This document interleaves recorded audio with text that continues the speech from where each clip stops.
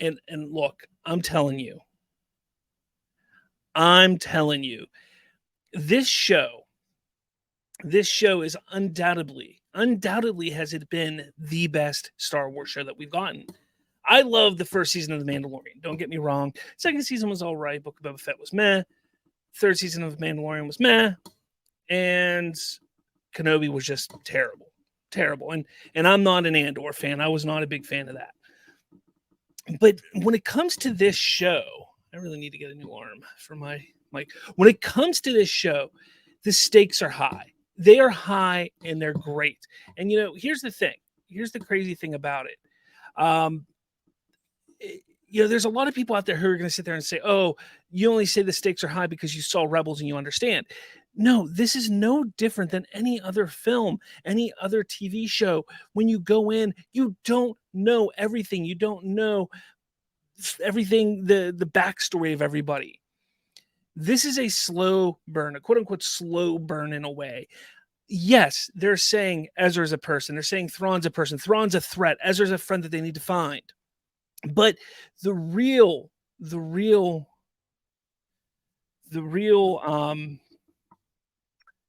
beauty of this is how they're going to push all of this, how they're going to reveal everything to everybody. And I've loved it so far.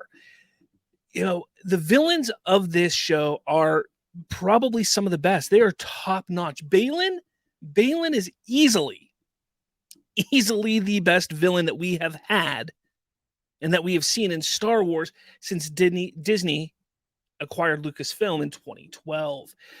And this episode specifically highlights that to a large degree. I mean, there is no doubt about it that Dave Filoni took care in making sure that the villains were actually interesting, because it's something that Star Wars hasn't had up until this point. And the acting. Look, rest in peace, Ray Stevenson. Your acting is chef's kiss. It is phenomenal. And honestly, it's not just him. It's everybody. Then we have in this episode, there's so much happens here. So not only are we getting these great performances, great writing, great characters, but we're also getting a story that is just really intriguing and interesting, and it has a great flow to it. From the beginning, when Ahsoka tells Sabine that there may be a hard decision that they have to make here, that it's either going to be Ezra or the galaxy, and that they need to be prepared, that they choose the galaxy over Ezra. And then they go on this journey through the episode where they first come across Marok and Shin, and they have to fight them. And I get it, a lot of people were upset about the whole Marok thing being absolutely nobody. Everybody wanted it to be somebody, but that's fine. Honestly, it didn't bother me. It was cool to see the two styles, though, of Ahsoka and Sabine there, where Ahsoka was very mindful and used her training and used her understanding of the Force and lightsaber skills to defeat Marok really easily, where you have Sabine, who is struggling against Shin, but not giving up. And I really did like that. This episode, I'm telling you, this is the episode. Everything about it was perfect. It felt like a George Lucas Star Wars project. Whether it was the transitions, the story beats, the action, the dialogue, everything felt on point. And, getting back to the Sabine and Shin thing, we know this isn't going to be the last time that they have a match. They definitely are going to meet again. And I think, the first one, obviously Sabine lost. The second one was more of a draw. I think the next time, the final time, it will be Sabine coming out victorious. And that's exciting because they've really built up this little rivalry between the two of them pretty well to this point. So I again, the writing, it is just so damn good. I don't understand how people can sit there and tell me and say that this is a terrible show. I just don't get it. We have the Balin versus Ahsoka. And this was a beauty of a lightsaber battle. The best lightsaber battle that we've seen since 2005. Yes, 100% true. Obviously, yes, animation's different, but live action, the best. And then to have our hero lose, I mean, it was a great fight. And they really, really, gave it their all. But to have Ahsoka get to the point where she actually loses after you think she saves the day, that she gets the orb, stops the map, and you think that she saves the day, but no, it's not over. And she gets kicked off the ledge, essentially, pushed off the ledge, and falls to her supposed death. The Hera stuff the Hera stuff was really interesting too. I did like that, where she kind of goes against disobeying the Republic and takes Force X-wings to go to the planet where they are. Sabine, you can feel the conflict. You can see the conflict in her.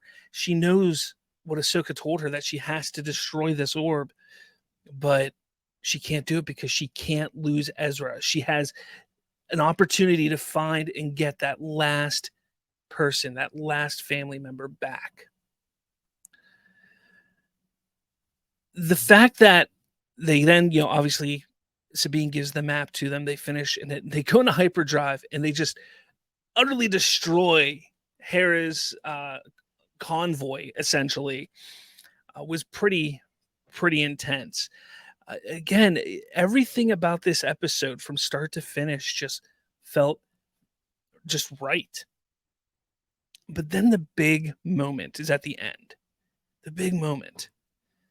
You see Ahsoka waking up, and you can actually kind of tell she plays it pretty well. She knows where she's at. She does. She's a little confused on how she got there, but she knows because she's been there before. She's looking around and she's kind of like, why am I here? How did this happen? But then you hear, hello, Snips. And Ahsoka turns around, and there he is, Anakin Skywalker, her old master, standing there.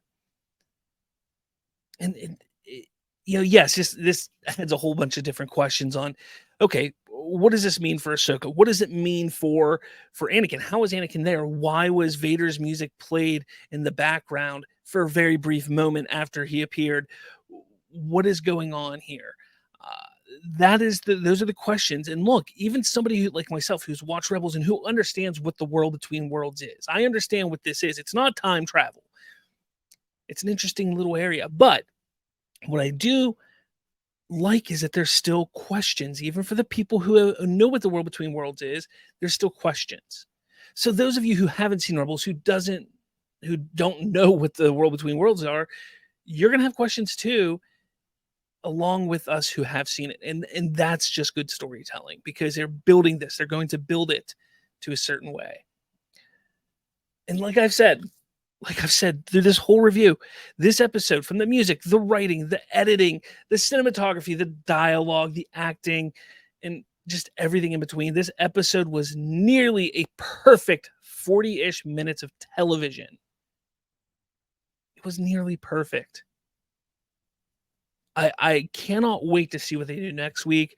I'm hearing rumors. I'm hearing rumblings of where they're taking this show in the next 4 episodes. I am a little worried to some degree, but look, they're so confident in this next episode that they're releasing it in a handful of theaters around the country for a special event, which is pretty badass if you ask me. But let me know. I want to know what your thoughts are on Ahsoka episode 4. I want to know what you think of the series so far. I want to know what your expectations are for the rest of the series. What do you think Anakin is doing there? Why do you think Anakin is there? I love it. This is the stuff that just gets me happy when it comes to Star Wars. It's true. There's nothing better than Star Wars when it's just executing on all levels. And Ahsoka episode 4 was that.